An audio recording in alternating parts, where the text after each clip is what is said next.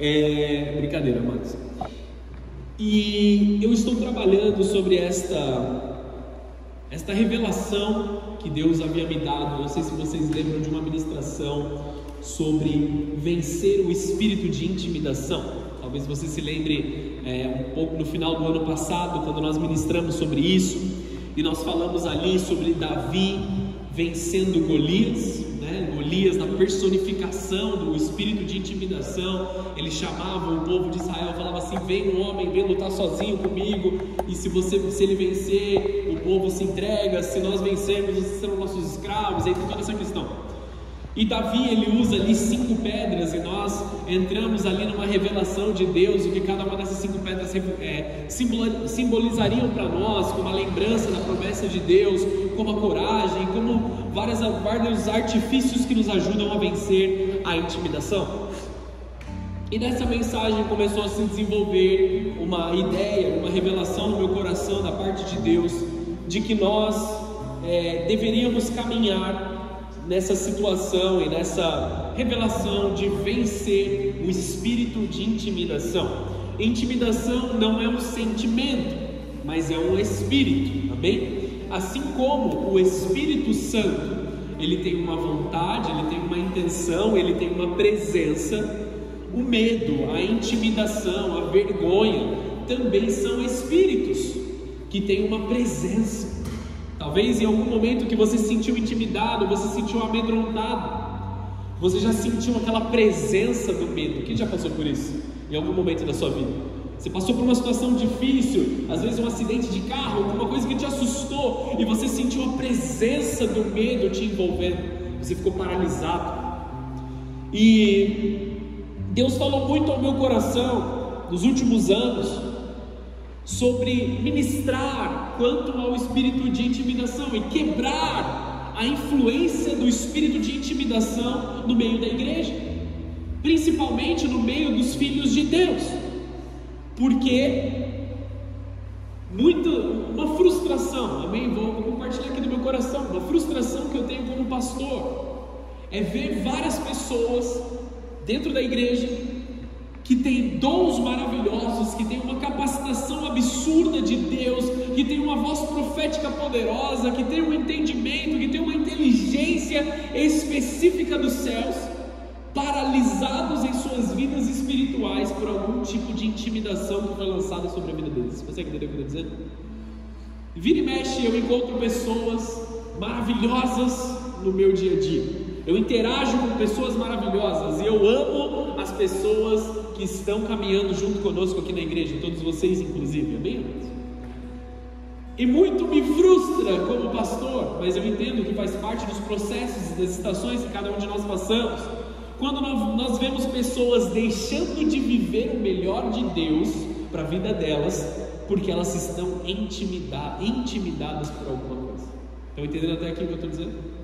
E a primeira palavra que eu quero começar com você nesse momento, o primeiro texto, é um dos textos que eu mais usei aqui no último ano, talvez, na casa do Senhor, competindo com os textos da palavra do ano, né? Mas é o texto de 2 Timóteo, no capítulo 1, versículo 7. Esse texto, se você não o conhece, você precisa conhecê-lo de cor, você precisa se lembrar dele. Uma das primeiras coisas que nós precisamos entender aí, nós vamos orar aqui, amados. 2 Timóteo no capítulo 1, versículo 7 diz assim: porque Deus não nos deu um espírito de medo. Amém? Deus não te deu um espírito de medo. Não provém de Deus nenhum tipo de intimidação, nenhum tipo de vergonha, nenhum tipo de paralisação e nenhum tipo de medo sobre a tua vida, mas de poder, de amor e de equilíbrio. Aqui a palavra equilíbrio, ela aparece de diversas formas na Bíblia. Ela aparece como equilíbrio, como autocontrole, como sanidade de mente, como domínio próprio. E nós precisamos entender que todas essas coisas, amados, elas vêm de conhecer a nossa identidade, de saber quem nós somos e como nós vamos nos posicionar diante das circunstâncias. Paulo estava escrevendo uma carta para um jovem pastor que se chamava Timóteo. Ele estava começando o seu ministério pastoral, ele estava começando ali a preparar a igreja e trabalhar naquela igreja, e se entende essa inexperiência de Timóteo pelo incentivo que Paulo dá a ele para que ele se mantenha firme e mantenha sua mente sã. Quando nós reconhecemos quem nós somos, a intimidação pode bater na porta do nosso coração, o medo pode tentar te atacar, mas quando você sabe quem você é para Deus, nada pode te parar. Nada pode parar a glória de Deus agindo através do teu coração. Nada pode mover você em uma direção que não é a direção que Deus está te movendo. Além do equilíbrio, autocontrole, as outras palavras que nós estamos usando aqui, nós temos o amor de Deus sendo derramado em nós e o poder de Deus à disposição dos filhos que o temem. Então, amados, em nada temos que temer. Tendo dito isso, coragem, igreja amada do Senhor. Sejamos corajosos. Amém? Feche teus olhos por um momento. Vamos fazer mais uma oração.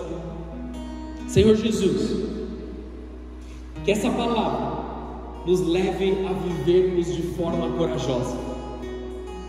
O medo de tempos em tempos vai ser um alerta nos nossos corações, a ansiedade vai bater a porta dos nossos corações, mas nós declaramos como voz profética aqui na igreja, Senhor, que nós não seremos movidos por nenhuma força que não seja a força do Senhor. Nós declaramos que nenhum espírito é bem-vindo, senão o Teu Santo Espírito. Nós declaramos que a vergonha tem que ir embora, o medo tem que ir embora, a intimidação tem que ir embora dos nossos corações, porque nós somos filhos, nós nos movemos pela palavra do nosso Pai e nós caminhamos de acordo com o Teu poder, Senhor. Dá-nos aqui olhos para ver e ouvidos para ouvir. Nós somos os Teus filhos e nós caminhamos segundo aquilo que o Senhor tem para nós, em nome de Jesus. Amém e amém. Você crê nisso? Até aqui você recebeu? Então vamos lá, queridos. Eu escrevi muitas coisas hoje que eu espero colocar no livro um pouco mais adiante. Esse livro ele ainda não tem um título, mas ele tem um subtítulo que é Vencendo o Espírito da Intimidação. E eu quero começar fazendo algumas perguntas para você.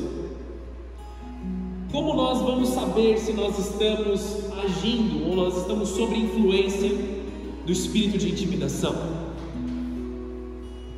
Você já sentiu ou você sente um medo irracional ao falar, ao liderar ou ao se posicionar? Por exemplo, nós estamos numa roda e aí cada uma das pessoas está falando alguma coisa, e aí quando chega a sua vez de falar, você sente um medo irracional. Não num contexto talvez no seu negócio, no seu trabalho, mas num contexto comum, num contexto familiar. Você não quer falar na frente das pessoas, você não quer ser visto, você não quer ser ouvido, porque você teme que qualquer palavra que saia da sua boca te transforme em motivo de chacota, ou você seja motivo de rejeição, e aí você fica com medo de simplesmente falar, de simplesmente se posicionar, de simplesmente tomar um lugar ali à frente das situações. Eu sempre tive um dom, que foi falar em público. Isso eu creio que veio de Deus sobre mim. Eu sempre careci de vergonha na cara, digamos assim. Eu sempre tive facilidade de falar, só que eu usava o dom que Deus me deu para coisas erradas, para fazer piada de todo mundo, para sacanear as pessoas, para me expor negativamente, antes de conhecer Jesus. Até que eu aprendi o dom que Deus havia me dado, que era para comunicar a fé, e não para ficar falando bobeira, não para comunicar outras coisas erradas. E eu entendo que, apesar de eu ter essa facilidade, nem todas as pessoas têm a facilidade de falar em público. Talvez o falar no meio de muitas pessoas, por mais que você tenha muito a dizer, seja apavorante para você. Mas de tempos em tempos, Deus vai te colocar em lugares estratégicos, em lugares de evidência, e aquilo que Deus já colocou dentro do teu coração vai fluir de forma poderosa para a salvação de vidas. Você pode dizer amém para isso? Mesmo que você seja tímido, fale amém, por favor. Você questiona constantemente a sua identidade, o seu chamado? Você questiona constantemente quem você é, você questiona constantemente a carreira que você escolheu, o trabalho que você está exercendo. Você questiona constantemente a sua paternidade ou a sua maternidade, eu digo de exercer a maternidade ou exercer paternidade. Você questiona o tempo inteiro as decisões que você tomou. Isso talvez seja a intimidação agindo em você. Você ouve vozes interiores que anulam a sua autoridade. Muitas vezes você sabe que você está certo, você sabe que você está numa posição correta, mas mesmo assim você questiona a si mesmo. Mesmo assim você questiona, será que aquilo que eu disse estava certo mesmo? Por mais que você saiba, por mais que você foi ensinado dessa forma, está correto biblicamente, será que você não se questiona além daquilo que você deveria questionar? Você evita estar em ambientes onde você precisa exercer a sua liderança ou a sua fé? Você paralisa sempre que recebe uma oportunidade de Deus para agir em nome de Jesus? Eu já conheci pessoas que são aquele tipo de pessoa que é mais quieto mesmo, mais calado, mais contido, mas que na hora de falar da palavra de Deus, parece que a pessoa se transforma numa capacidade impressionante. E aí fala e ministra com uma ousadia, com uma autoridade, com uma intrepidez, e deixa até no chinelo aqueles outros que são mais abertos assim, mais para fora. Deus não nos deu um espírito de medo, amados. Nós não precisamos nos esconder. Se existe algo da sua vida hoje que você tem buscado se esconder, e você tem duvidado demais, talvez você esteja debaixo de uma influência do espírito de intimidação. Por que eu digo isso? Quando eu disse que o espírito de intimidação, ele é um espírito, amém? Então ele tem uma vontade, ele tem uma presença, ele tem uma finalidade em te paralisar. Porque Deus, ele declarou o seu futuro, o seu destino profético. Então Deus, no seu nascimento, na sua criação, ele declara algo sobre a sua vida, ele declara uma bênção, ele declara uma glória sendo derramada sobre a sua vida. Todos nós temos um chamado de Deus, todos nós temos uma área de atuação específica, que se nós nos encaixarmos nela, os céus eles se manifestam, a glória de Deus se manifesta, a prosperidade de Deus vem e acompanha todas as coisas. Então se Satanás conseguir fazer com que nós não alcancemos esse lugar, ele vence. E aí muitas vezes ele usa da intimidação para que nós não cheguemos nesse lugar onde nós somos chamados para estar. Vou usar um exemplo para vocês. O profeta Elias. Preguei recentemente sobre Elias. Elias, ele era um grande profeta. Chegou um momento que ele estava ali um tanto intimidado, aí ele ora, ele fala: Deus, eu estou sozinho. E Deus fala: não, tem mais um monte de gente aqui que eu separei, que não se dobraram a Baal. Se levanta, vai e faz o seu trabalho. Aí ele vai extremamente ousado, desafia os profetas de Baal, fogo cai do céu, amém? Estou resumindo aqui muito grande, 1 Reis 18, tá?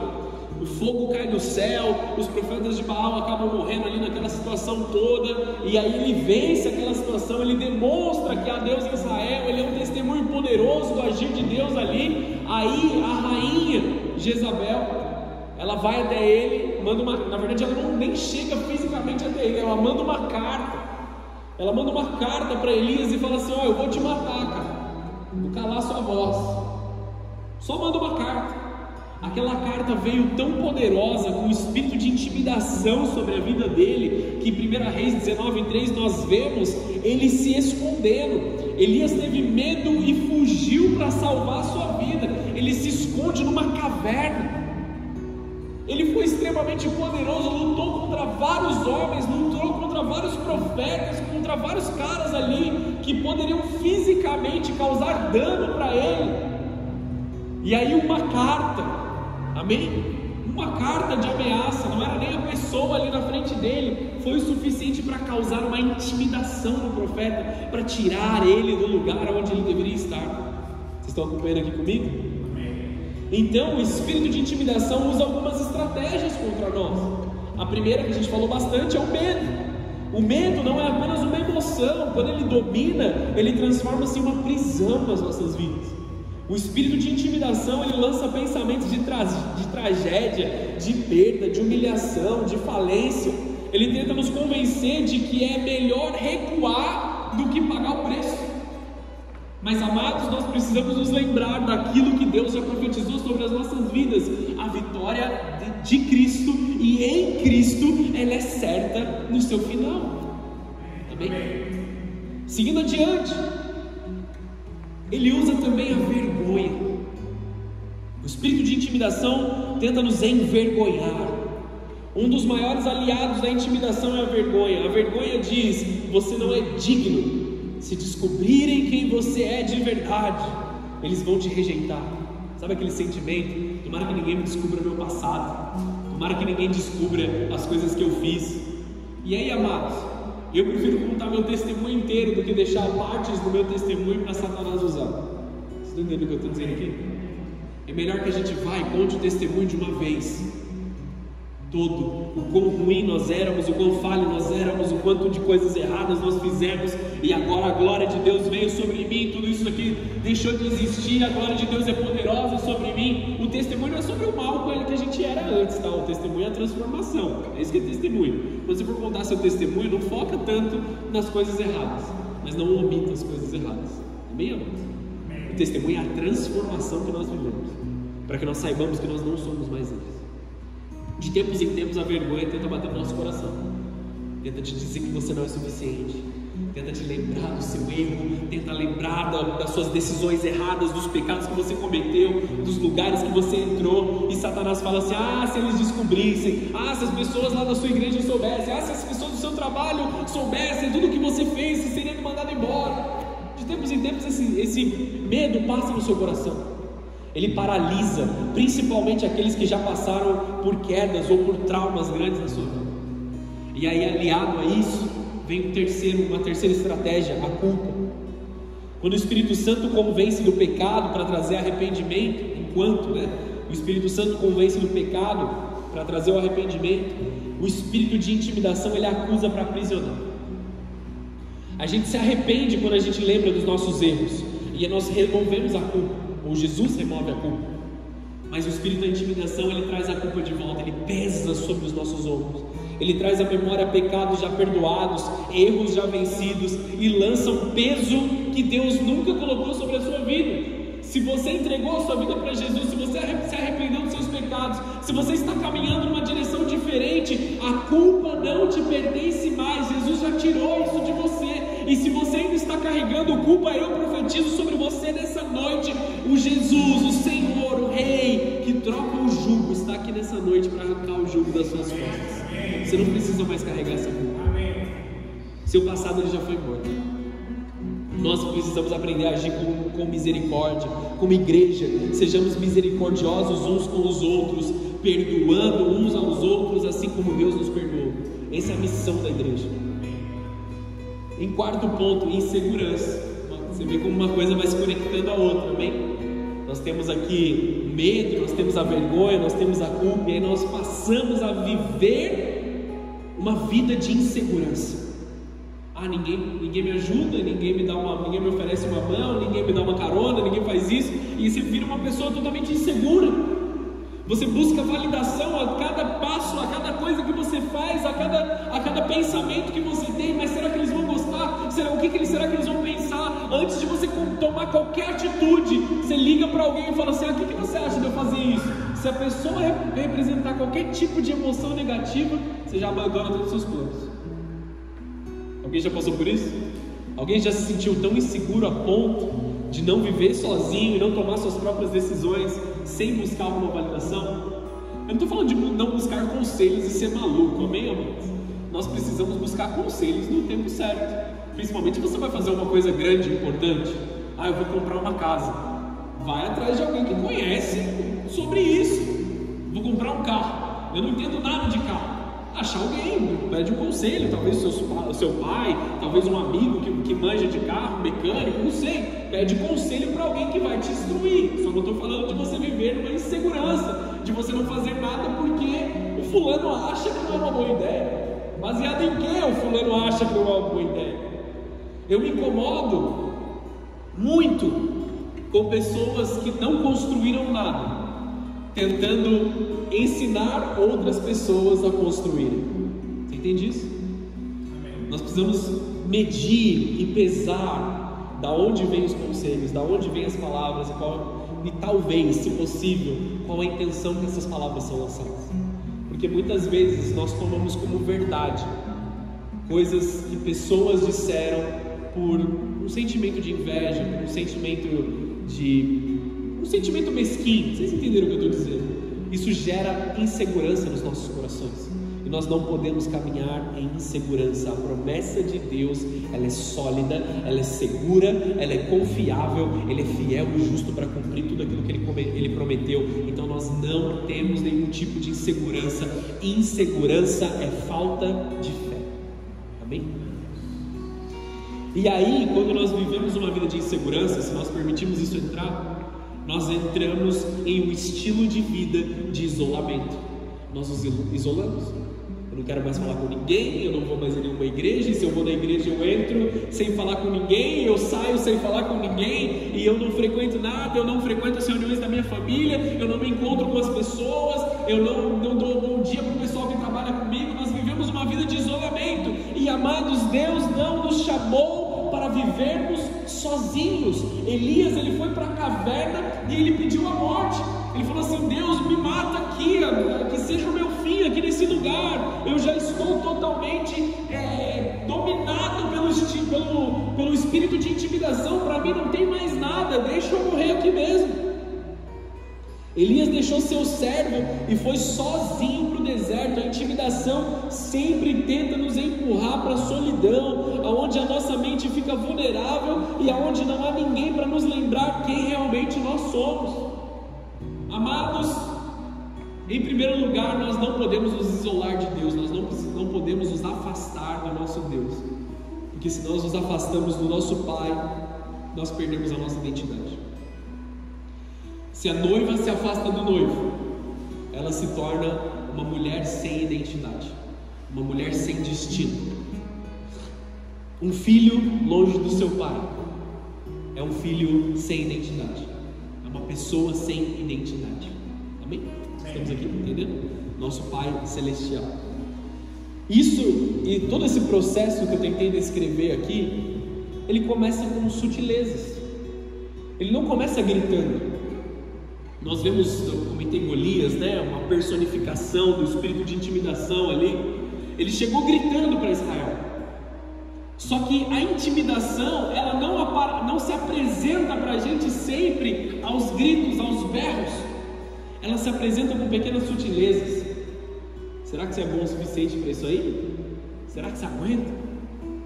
Eu acho que você não está bem preparado para isso não. E se você falar alguma coisa errada? Sabe aquelas pequenas frases assim, que parecem ajuda, mas na verdade não são nem um pouco ajuda? O espírito da intimidação, ele não começa gritando, ele sussurra. Ele não chega dizendo desista. Ele começa dizendo assim: será que você consegue? Ele age comendo pelas beiradas. Ele age procurando as pequenas brechas do seu coração para acessar. E amados, nós precisamos aprender que a voz profética, ela não pode ser calada. Jezabel achou que ela tinha vencido quando ela calou Elias. E nós vemos um outro profeta do Antigo Testamento, que ele foi conhecido comumente como o profeta chorão. O profeta Jeremias. O profeta Jeremias, por uma boa parte ali do livro de Jeremias e de Lamentações, ele está se lamentando, ele está reclamando. Você vê em vários momentos ele falando assim: Deus, tem um monte de ímpio aqui, Deus, tem um monte de pessoas aqui, eu estou pregando a tua palavra, eles estão rejeitando. Deus, por que isso está acontecendo? Deus, por que isso, por que aquilo? Ele está se lamentando poderosamente. E aí ele fala em Jeremias 15, no versículo 16: quando descobri as suas palavras, eu as devorei, são a minha alegria e me dão prazer ao meu coração, pois pertenço a ti, ó Senhor, Deus dos exércitos. Quando ele enxerga as palavras de Deus, ele vai e as come, ele se alimenta das palavras de Deus, porque a intimidação estava tentando tomar o coração de Jeremias, mas ele entende que a palavra de Deus é o alimento que ele precisa, e porque quando esse alimento frutifica dentro de nós, nós podemos olhar para Jeremias 20 no versículo 9, quando gera fruto dentro dele, o texto diz assim: mas se digo que nunca mais mencionarei o Senhor, nem falarei em seu nome, a sua palavra arde como fogo em meu coração, é como fogo em meus ossos, estou cansado de tentar contê-la, é impossível. Amém, amados? Quando a palavra de Deus toma posse dentro de nós, é impossível contê-la em nós. Como nós combatemos a intimidação? Através da promessa, através da palavra, através da certeza de Deus em nós. E amados, a intimidação ela tenta calar os profetas, mas nós não podemos nos silenciar, nós não podemos nos calar. Jeremias era um profeta fiel, mas também ele era humano. Em um momento um momento de intensa oposição, ele considera parar, ele considera deixar tudo de lado. As suas mensagens eram motivo de zombaria, o povo não acreditava mais nele.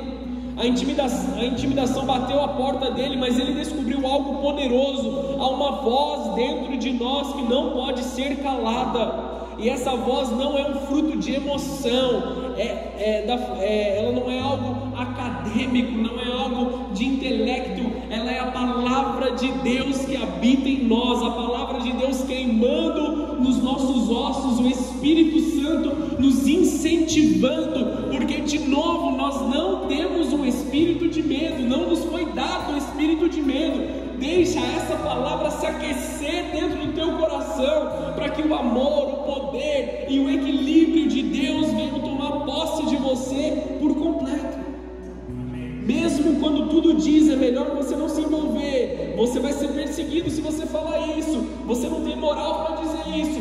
Deixa a palavra de Deus sair de dentro de você, porque toda vez que nós abrimos a nossa boca para falar em nome de Deus, quando nós abrimos a nossa boca na certeza de que nós estamos fazendo a vontade expressa e explícita de Deus, nós somos capacitados pela unção que despedaça o jugo.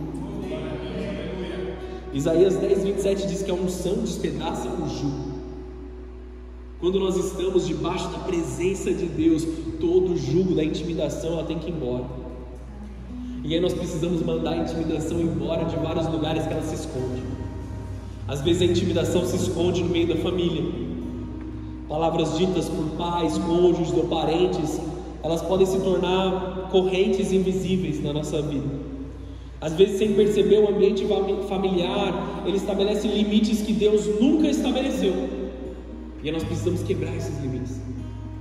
Talvez algumas situações familiares elas não estejam caminhando de acordo com Deus, e aí nós precisamos fazer uma limpeza espiritual, deixar de lado toda incredulidade e trazer e dar espaço para a fé e para o Espírito Santo.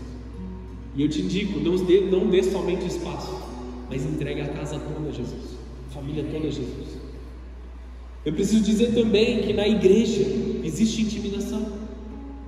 Eu e vocês somos aqueles que temos que transformar o ambiente eclesiástico, o ambiente da igreja, porque infelizmente eu já pisei em igrejas que não eram saudáveis, e talvez você esteve em alguma outra igreja que não tinha um ambiente saudável espiritualmente falando.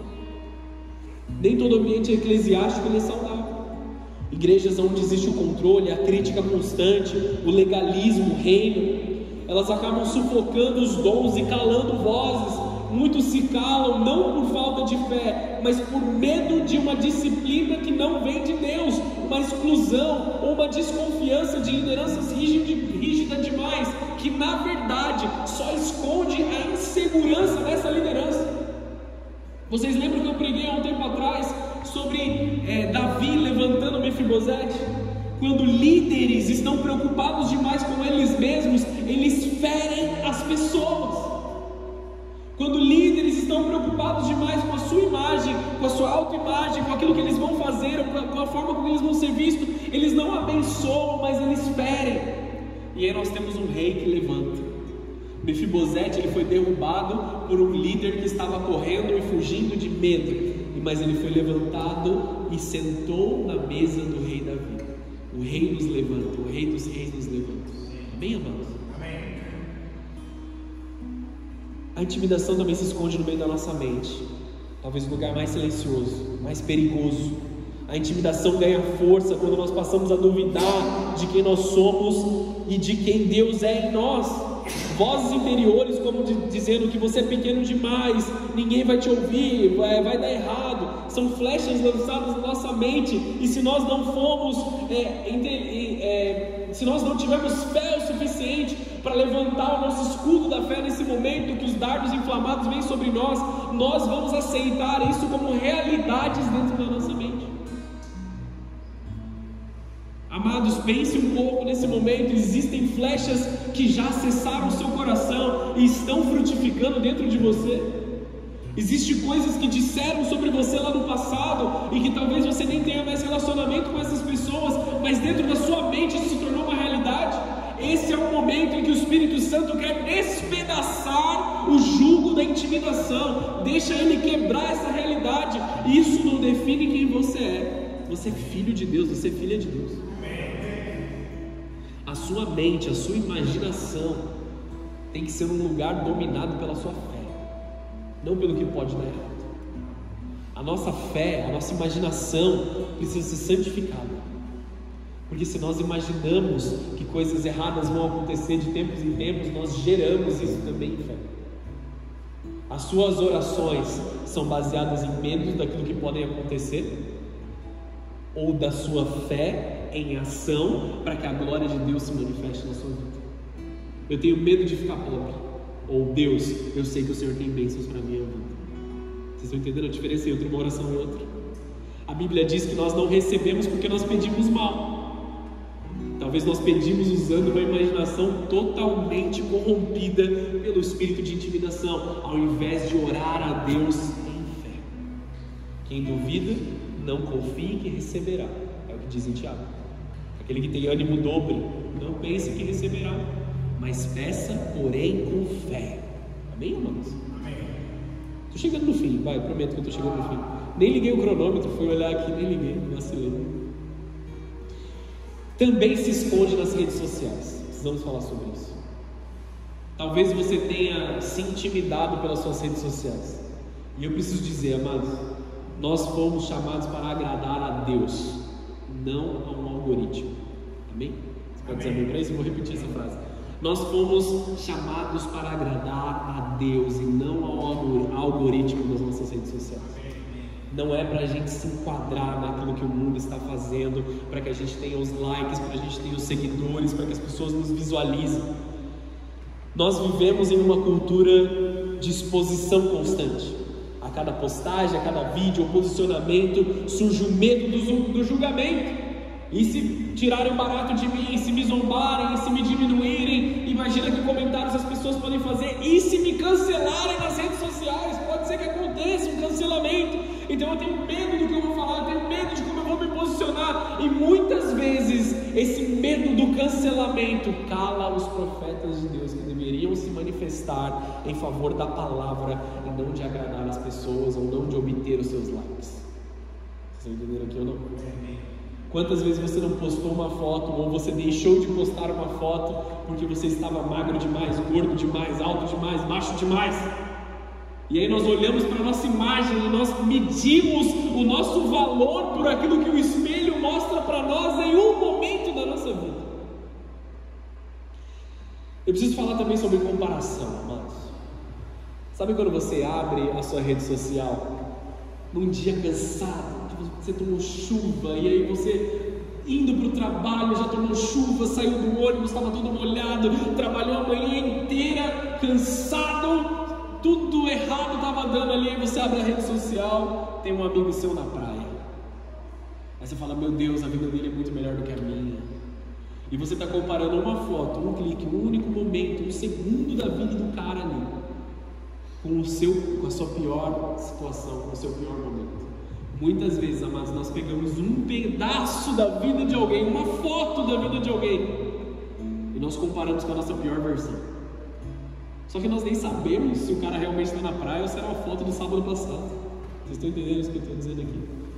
A intimidação, amados, ela é muito mais forte nos dias de hoje, principalmente porque nós nos submetemos a certas coisas e nós ficamos com medo de tudo que nós vemos e tudo que nós ouvimos. A rede social tem opinião sobre tudo, sobre todos agora, coisas que você jamais saberia na sua vida. Todo mundo já está falando, todo mundo está inventando e estão colocando ali como uma barreira, como uma limitação, e você tem medo de fazer tudo, você tem medo de ir para qualquer lugar, você tem medo de comprar, você tem medo de assistir filme, você tem medo de, sei lá, você tem medo de tudo, porque tudo dizem que é ruim nas redes sociais. Tomar sol é ruim, usar protetor é ruim, não beber água é ruim, beber muita água é ruim. E aí, o que eu acredito? Para onde nós vamos chegar? Comer carne é bom, comer carne é ruim. Da onde a gente vai tirar as informações corretas? Nós estamos sendo espremidos de um lado e para o outro, para que nós sejamos paralisados. Estão entendendo comigo ou não? Eu prefiro seguir a palavra de Deus, que me leva e me dá uma direção segura. Nós precisamos tomar também cuidado com a tradição religiosa. A tradição religiosa, sendo um pouco diferente do ambiente eclesiástico, a tradição religiosa nem sempre nos leva às bênçãos de Deus. Doutrinas preparadas aqui na terra, não doutrinas bíblicas, elas nem sempre te abençoam. Elas são importantes, elas têm o seu motivo, mas elas nem sempre são aquilo que nós precisamos. Eu tenho uma grande dificuldade quando nós vemos um problema e a resposta das pessoas para esse problema sempre foi assim. Você vai para uma... por que a gente faz isso? Porque sempre foi assim. Mas para que serve? Não sei, sempre foi assim, a gente sempre fez. Não vamos mexer, está dando certo, ou está dando errado, ou pode ficar ruim se a gente mexer. Aquela tradição, aquela religiosidade, coisas que as pessoas não sabem explicar o porquê, ou não entendem o resultado, elas simplesmente fazem. Será que nós não estamos fazendo coisas que simplesmente nos mantêm paralisados ali, com medo de estar fora do padrão? A intimidação, amados, é um espírito, e ele precisa ser enfrentado com o Espírito de Deus. Na sua carne, você não consegue vencer a intimidação. Você vai olhar no espelho e falar assim: eu sou corajoso. Talvez funcione por alguns minutos, mas o Espírito de Deus te lembra que você é corajoso. O Espírito de Deus te lembra que você tem poder, que você tem amor, que você tem autocontrole. A voz de Deus, ela te liberta. A intimidação, ela tenta te silenciar. A autoridade, ela não está no título, mas ela está na convicção. Quando você vê uma pessoa, talvez no seu ambiente de trabalho, um chefe, um gerente, alguma coisa assim, ele se portando de uma forma ali, como se ele tivesse autoridade. A autoridade, ela não está no título que a pessoa exerce, mas a convicção com a qual ela realiza o trabalho dela. No mesmo caso de Jesus, quando ele chega na sinagoga, ele começa a pregar, as pessoas falam assim: ele não está pregando como os fariseus, ele está pregando com uma autoridade diferente. Os fariseus, eles sabiam toda a palavra, eles entendiam toda a palavra, eles conheciam tudo aquilo, eles tinham de cor cada texto. Só que a forma com que Jesus pregava não era somente conhecimento, mas era vida. Ele tinha autoridade não pelo título que ele havia recebido, mas pela vida que ele praticava, na convicção de quem ele é. A nossa autoridade não se sustenta por aquilo que nós estudamos, o diploma que nós temos, o lugar que nós exercemos, o local que nós estamos ali, mas pela convicção daquilo que nós fazemos, o que nós fazemos. Uma das coisas que eu vou contar um testemunho muito rápido aqui. Eu, na minha adolescência, eu estudei inglês. Meu pai sempre ficou no meu pé para eu estudar inglês. Então eu me acostumei, eu fui aprendendo, eu aprendi a falar inglês e eu usei muitos anos isso no trabalho, uso até hoje. Falo inglês no meu trabalho naturalmente, falo de forma fluente. E aí houve uma necessidade de eu aprender uma outra língua, que era o espanhol, para o meu trabalho também. Então eu estudei por alguns meses e eu tinha muito medo de falar. Eu tinha medo de me comunicar, eu sabia algumas coisas, eu entendia tudo que eles falavam, mas eu tinha medo de me comunicar. E Deus, amados, creiam ou não, essa é a realidade, eu vou somente contar ela. Eu fiz 3 meses de aula, 3 meses de aula. E depois desses 3 meses eu comecei a interagir com as pessoas. e eu recebi um dom de Deus de falar espanhol. Eu não sei te explicar, aconteceu, eu falo espanhol agora, é assim que funciona. Isso faz uns 2 anos que aconteceu sobre a minha vida. Estou falando espanhol naturalmente. E aí, quando eu fui para Costa Rica, eu fui a trabalho para Costa Rica, eu cheguei lá com muito medo, muito intimidado. Eles falavam muito rápido, eu não conseguia entrar na conversa. Que nem brasileiro fala rápido também, na nossa própria língua. Eu não conseguia entrar no meio da conversa, eu tinha medo de gaguejar, eu não queria falar. Só que eu estava entendendo tudo que eles estavam dizendo. E aí, quando eu simplesmente disse, vou tentar falar, ele falou assim, da onde que você aprendeu a falar espanhol do nada? Da onde que foi isso? Como que esse brasileiro fala espanhol melhor do que o nosso? Porque aí eu estava usando a gramática direitinho, né? Que nem quando as pessoas aprendem a falar português e a gente fala português tudo errado aqui no Brasil. E aí, amados, pasmem, em uma reunião, eu já estava de volta aqui no Brasil, a gente estava numa reunião, todo mundo lá da Costa Rica, só eu de brasileiro, e eu falei um negócio, e o cara falou assim, vai ter um jogo de futebol no fim de semana. Vão todo mundo, vamos lá, vamos junto, tal. Eu tenho um negócio, vem também, Henrique. O cara falou pra mim assim, eu falei, não, mano, eu tô no Brasil. Ele, como assim você tá no Brasil? Você não é daqui? Você não mora aqui? Eu falei, não, eu moro no Brasil, sou brasileiro. Como que você fala espanhol tão bom? Quando o medo deixou de me dominar, o dom de Deus foi muito mais poderoso na minha vida. Vocês estão entendendo isso? Amém. Se você quer falar em uma outra língua, receba em nome de Jesus aí os dons de línguas para você usar no seu trabalho, em nome de Jesus. Está liberado nos céus. Eu sempre tive segurança no inglês porque eu estudei por muitos anos.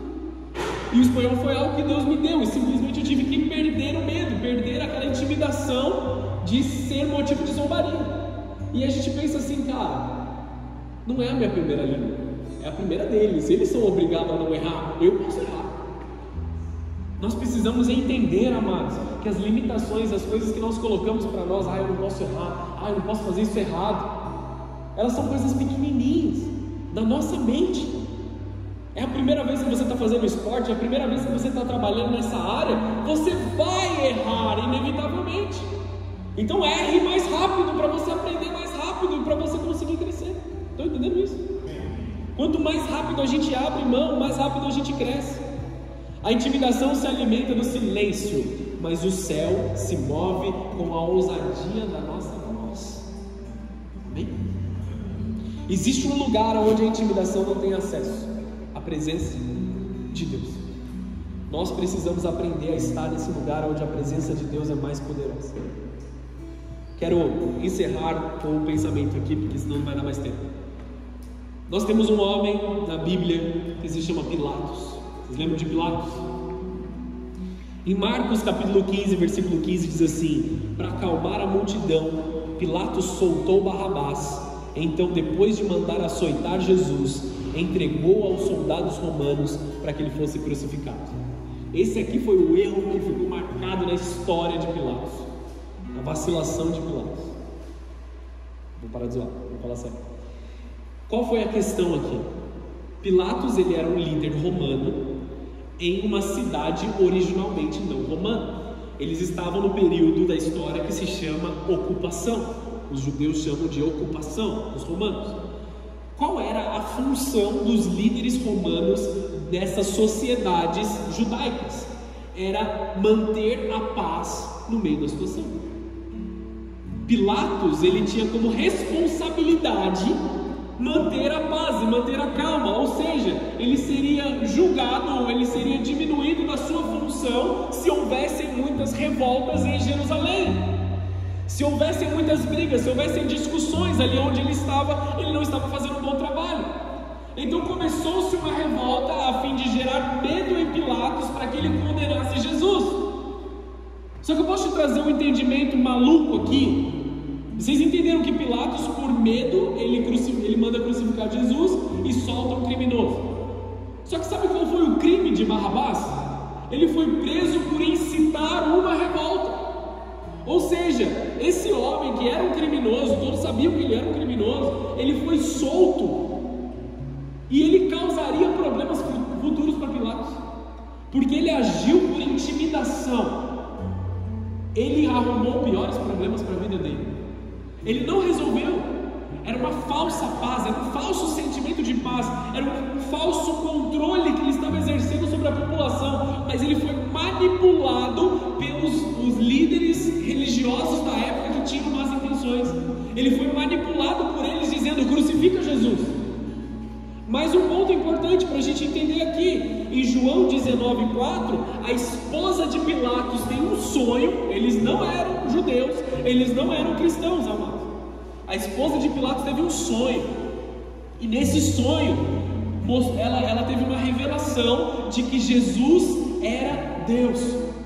E ela vai e conta para Pilatos. Ela fala assim: meu, esse homem é divino, esse homem ele representa Deus de alguma forma. Ela não entendeu, mas ela explicou isso para ele.